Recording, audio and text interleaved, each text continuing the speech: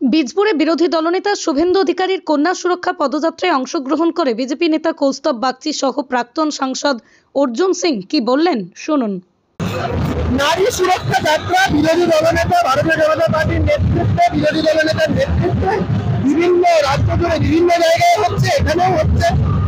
যে রাজ্যে অভয়ের মতন ঘটনা ঘটে, যে রাজ্যে সাউথ ক্যালকাটা কলেজে সাউথ ক্যালকাটা ল কলেজে রেপ কেসের মতন ঘটনা ঘটে, তার কিনারা হয় না, হাসখালির মতন ঘটনা, কার্তিকের মতন ঘটনা, সর্বোপরি রিসেন্টলি দেখা গেছে পুলিশের মা বাবার পর্যন্ত নিরাপত্তা নেই।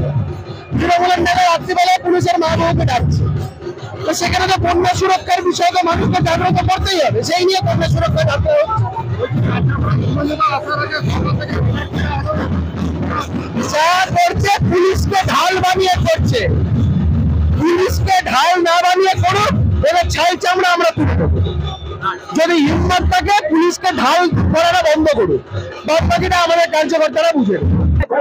বাংলায় কন্যারা মহিলারা অসুরক্ষিত, বলাৎকার হচ্ছে মমতা ব্যানার্জি অনুপ্রেরণা, পুলিশ প্রশাসন মুখ দর্শক আছে, তার জন্য সারা বাংলায় শুভেন্দু অধিকারী পদযাত্রা করছেন কন্যা সুরক্ষা যাত্রা জন্য। আজকে বীজপুরে পদযাত্রা করছেন, এই পদযাত্রাতে হাজার হাজার মানুষ ওনার সঙ্গে হাঁটবে।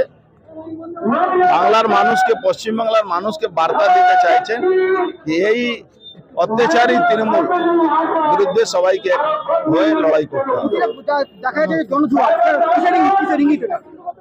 এটা 26-এ পরিবর্তনের জনজোয়ার, পরিবর্তনের ইঙ্গিত আছে। এই জনজোয়ারে পরিবর্তন হচ্ছে, মানুষ পরিবর্তন করে কোনো লাভ হবে না। মমতা ব্যানার্জি বলছিল না সিএ মানবো না, সিএ হচ্ছে তো, এনআরসি মানবো না হচ্ছে তো, এসআইআর মানবো না ওটাও হবে।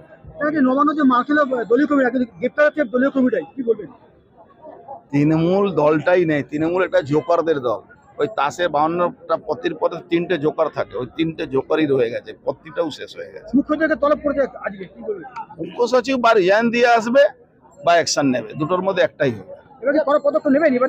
বললাম তো, মুখ্য সচিব বা রিজাইন দিয়ে আসবে, আর নালে যাকে সাসপেন্ড এফআইআর করতে বলেছে তাকে সাসপেন্ড এফআইআর।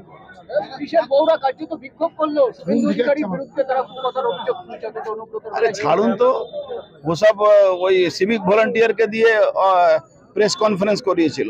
রিপোর্টাররা যখন প্রশ্ন করেছে কি কেষ্টমণ্ডলের ব্যাপারে আপনারা কিছু বলেননি, তখন কিছু বলতে পারছে না। তার মানে যত তোতা পাখিকে শিখিয়ে পাঠানো হয়েছিল তত তোতা পাখি বলেছে।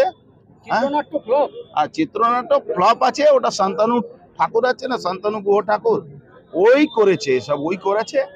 এমনি সিপিএম এর ইউনিয়ন শেষ করে দিয়েছে, কংগ্রেসের ইউনিয়ন শেষ করে দিয়েছে।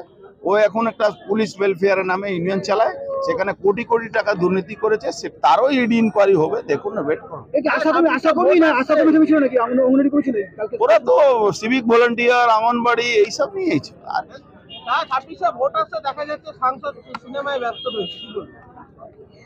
ওর প্রথম আর শেষ আছে, ওর আর কি আছে। 26-এ পরেও নিজে দেখবেন রিজাইন দিয়ে পালিয়ে গেছে।